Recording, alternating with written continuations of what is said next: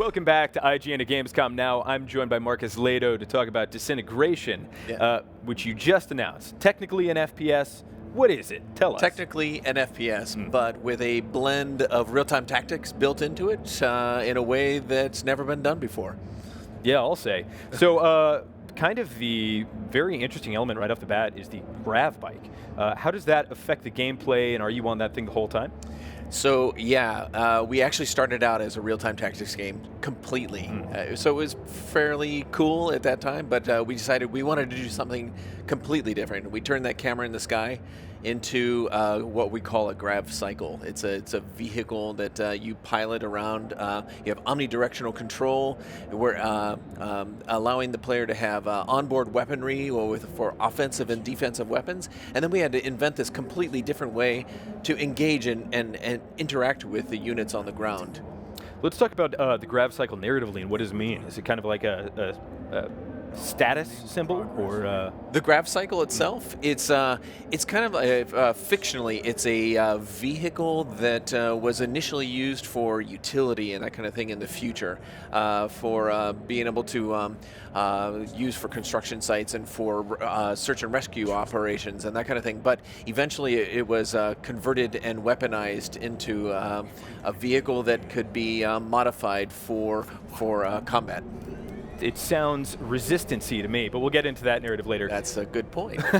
Let's talk about, we were talking about the strategy, and I think that is a really good segue into the AI companions and the squad. Yep. Tell me about the squad, how you control it, and how you control it effectively in this FPS-esque game. Yeah, it's cool. So we wanted, as a first-person shooter, we wanted to make sure that commanding those units on the ground actually felt fluid with that first-person shooter mechanic. So we were literally firing what we call a command pulse down on the ground, which allows you to tell units where to move within a battle space.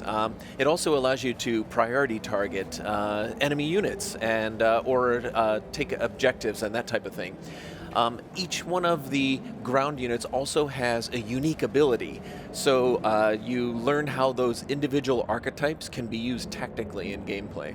And are you triggering those unique abilities manually? You are. So you, as the grav cycle pilot, have control over when those abilities are used and where those characters use them. So definitely a little bit of a higher skill cap potentially than some other FPSs, but I'm sure that's going to be very contentious in the comments. It is. Well, it's intentionally a slower paced first-person shooter where there's that tactical element allows players to kind of take things at a different pace.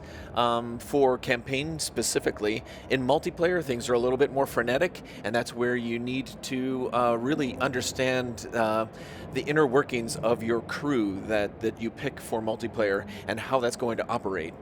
Jumping back to the narrative, Disintegration, or Disintegration. I like the wordplay there. Read an article written by Joe Screbbles. You should check it out. It's on IGN.com. I love that article. Yeah. What is going on narratively in this game? So in our future, this is it's kind of an allegory as to what might happen if we rely too much on technology and don't pay enough attention to what's happening around us with the world.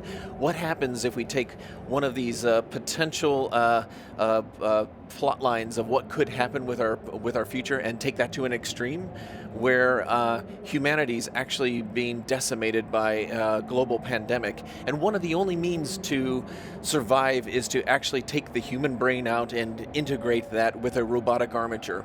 It's meant to be a temporary thing until a solution can be found to the global problems going on, and then ultimately reintegrate with a cloned body. But that's not what happens. Quickly after many of the individuals who have been integrated find out that they've got a new sense of power and skill and ability, they want to continue on with that evolutionary track and become something beyond what they were as a human. And they stratify and they break away and they go on this post-humanistic trajectory that leaves humanity behind. And not everyone agrees with that. You play a group who doesn't agree with that. They want to become human again, and they fight back, and they are sought after by the enemy forces and hunted now. So you are a small band of individuals who are like hiding under the radar from the enemy. but you're collecting forces and you're slowly growing to build this resistance that's going to fight against this enemy. Very exciting, and that's definitely a little bit of a look at the campaign, the narrative that is driving it. But we're looking at multiplayer gameplay right now, I believe, and this is what you're showing off at Gamescom. This is what mode is this? So this is a one of our multiplayer game modes called Retrieval, in which it's a 2-round based 5v5 game where each player on the team has chooses a crew. Each one of our crews in multiplayer consists of a grav cycle with a pilot, a certain loadout on that grav cycle, as well as a certain mix of ground units. That comprises a crew, and each crew is themed and has a loose role in combat. So some are a light, faster grav cycle and crew with ground units that complement that. So they might have heal weapons and marksman rifle, whereas some other crews might be much bigger, beefier, like big giant tank things that have onboard nukes and giant heavy mechs on the ground. So it depends on what kind of playstyle you prefer as to what kind of crew you choose. Let's discuss the objective here, because this isn't simply TDM. I understand there are lanes, there are obviously the AI elements in the form of your squad, but is there kind of like a MOBA thing happening as well? A little bit.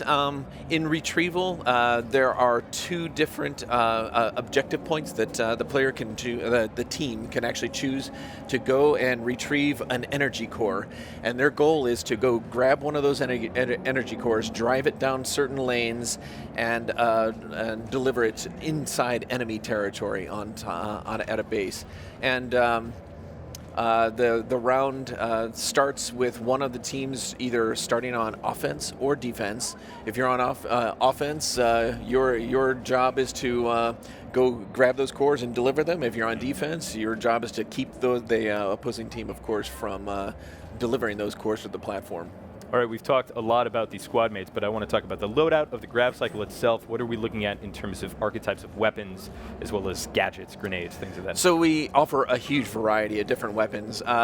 Some that are more effective against other grav cycles, some that are more effective against ground units. Like the one we're looking at right now, they're using onboard grenades to fire at another grav cycle at the moment, and they just got nuked out of the sky.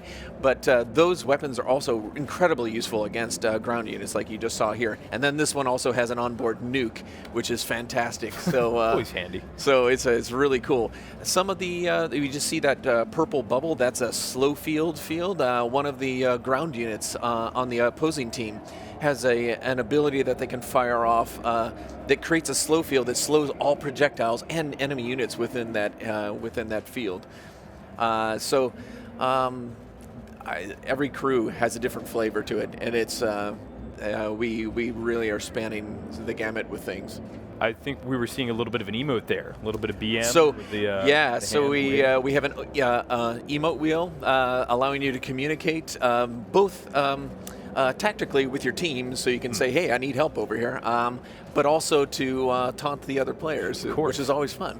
But we're giving the player the ability to customize that wheel so they can put their own emotes in there and really do some fun stuff.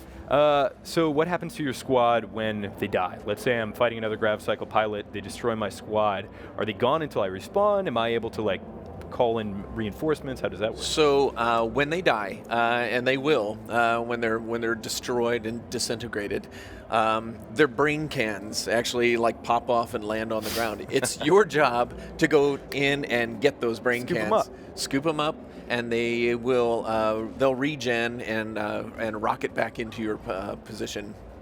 Gotcha. Perhaps a little bit early for this discussion, but progression in terms of multiplayer. Am I unlocking additional weapons? Is there a talent tree or something like that, or is it cosmetic? Multiplayer is as is. There's no sense of progression within it.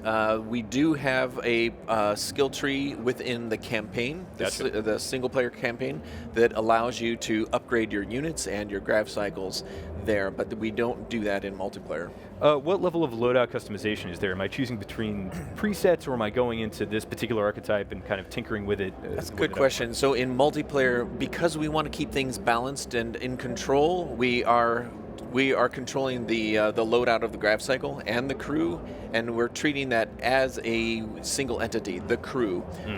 So you can choose between different crews within multiplayer. We'll have 9 at ship that we'll be able to play with. But the goal is to make that that kind of thing where we continue expanding upon it beyond ship. So we can have more crews, more multiplayer modes and maps and that kind of thing. Gotcha. Let's go back to talking about single player. I want to talk about the protagonist, Romer. What's his deal? We talked a little bit about his motivations, but him specifically and personally, where does he come from?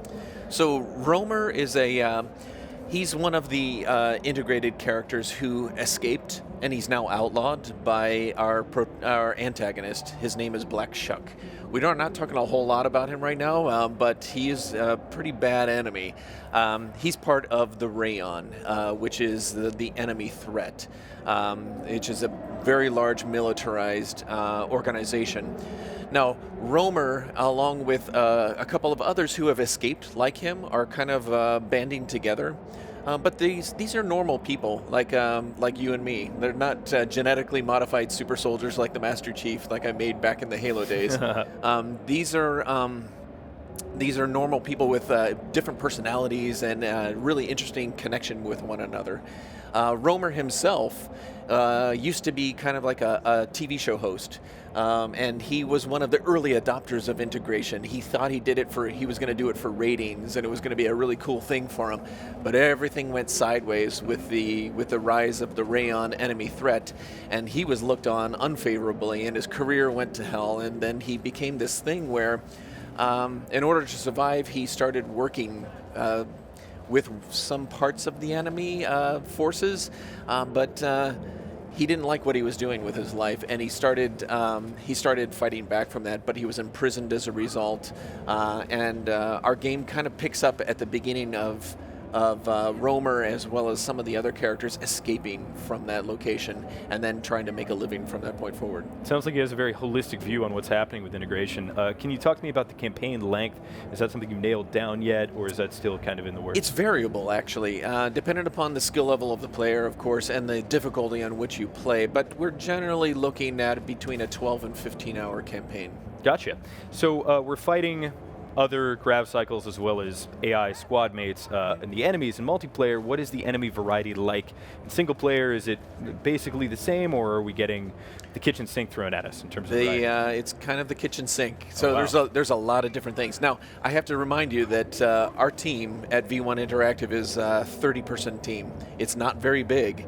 But that said, we're really efficient with the kind of game we're building. We're trying to build it within scope. But there are several different enemy types in single-player campaign that you'll never see in multiplayer. A variety of different sizes of ground units, as well as lots of different aerial units. So making things very interesting for you.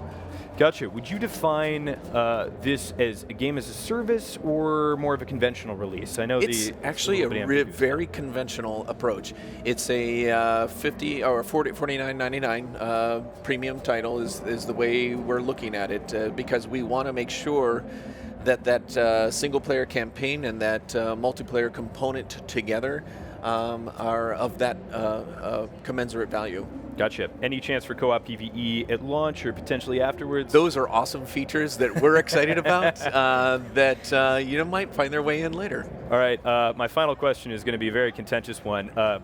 Talking to the co-creator of Halo about controller versus mouse and keyboard. I'm a PC player. Can I play this on mouse and keyboard and get a great experience out of it? You can. We are developing it for the Xbox, PlayStation 4, and the mouse and keyboard on the PC. Of course, it can be played across all of those platforms. That's really exciting, Marcus. Thank you so much. That was a look at Disintegration, but don't go anywhere. There's lots more Gamescom right after this.